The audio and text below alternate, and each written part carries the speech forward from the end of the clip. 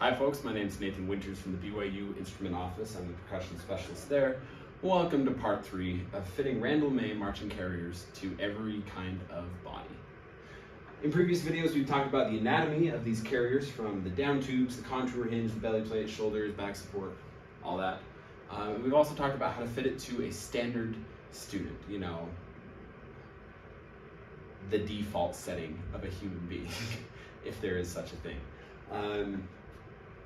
In this video, we're going to be talking about how to fit these carriers to special use cases. Number one, we're going to talk about your short students, your small students. These carriers are relatively big. They're designed to fit folks from anywhere from like 5'4", 5'6" on up. I'm 6'4", so it fits me great. But you will oftentimes have smaller students. And in that case, my first and foremost recommendation is for petite-sized carriers. Randall May makes a petite carrier for every instrument that has shorter shoulders, or narrow shoulders this direction, shorter tubes here and here, and it fits much better on your students who are like 5 feet to 5'6". I cannot recommend it enough.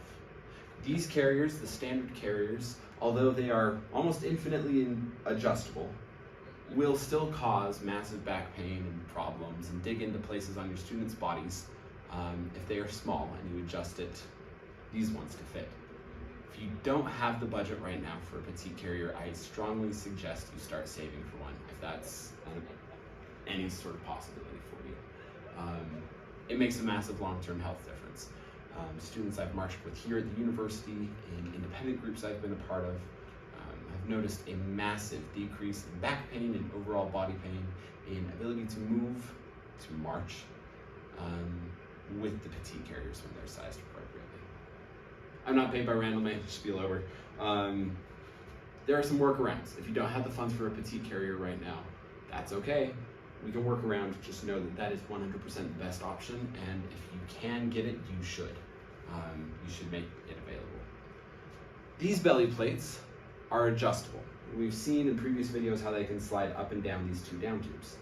They can also flip upside down entirely.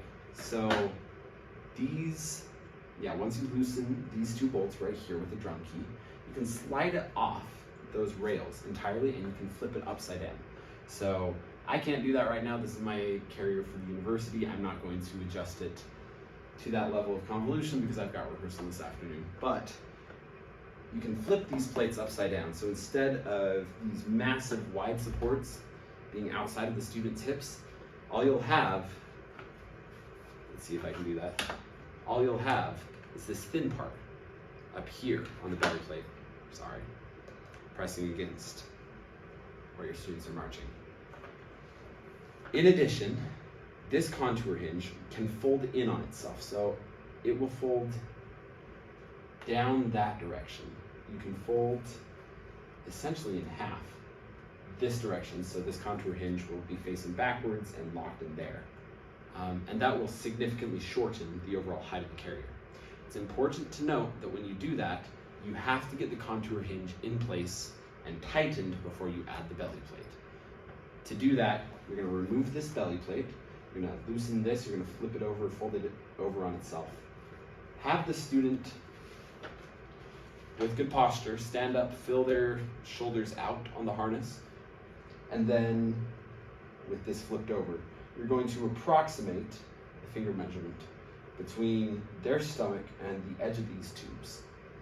Lock the contour hinge in place once you've got everything set, and then slide the belly plate on. It's an imperfect science, it's frustrating, and that's why petite carriers are important. You don't have to deal with any awkward folds, you don't have any part of this belly plate digging in where it really shouldn't be. You cause a lot less pain. The fold over method is probably the most popular way to adjust these.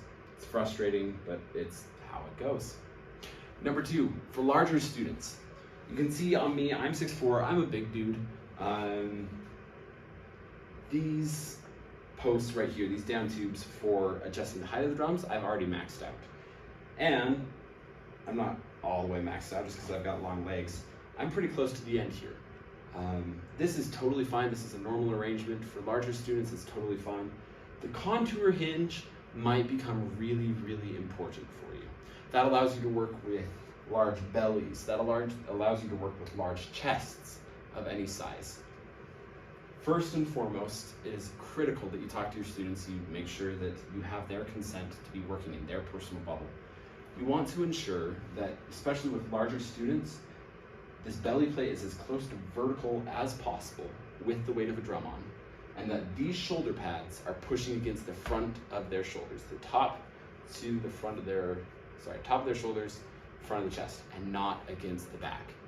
If the shoulders are pressing against the back, that'll just pull their spine forward and they'll have bad posture and back pain for the rest of their lives. Don't do it. Some of these Randall harnesses come with these shoulders right here too narrow. This part right here and this part are too close together. In that case, remove this assembly from the harness, remove these shoulder plates from the harness, lay it out on the ground, and have someone step right here. Have someone step on the edge of this while you pull. It's a manual process. It's a little uncomfortable, but it'll help widen these out and give you some breathing room, especially for larger students, for larger bodies. You just gotta pull. In addition, if you've got this articulating back support piece, you can see this cross brace. I don't know how close I can get comfortably. This cross brace right here can actually flip around. So I've done that for my own harness, just so I have a little extra room to put my back brace in. But this part is reversible right here, and it'll buy you maybe an extra inch of space, but sometimes that's crucial. So you loosen these bolts right here, flip this unit 180 degrees and retighten, and you'll be just fine. For larger students, it's important to note that widening the angle of the shoulders is often significantly more comfortable than a straight, narrow, near parallel set of shoulders. If you have questions, please holler. I couldn't demonstrate a lot of these ones just because this is the harness I'm using today and it's almost time to go here. So, if you've got questions, please holler, please let me know. This is a fast overview of some of the special cases you'll need to adjust your harness for. Thank you very much.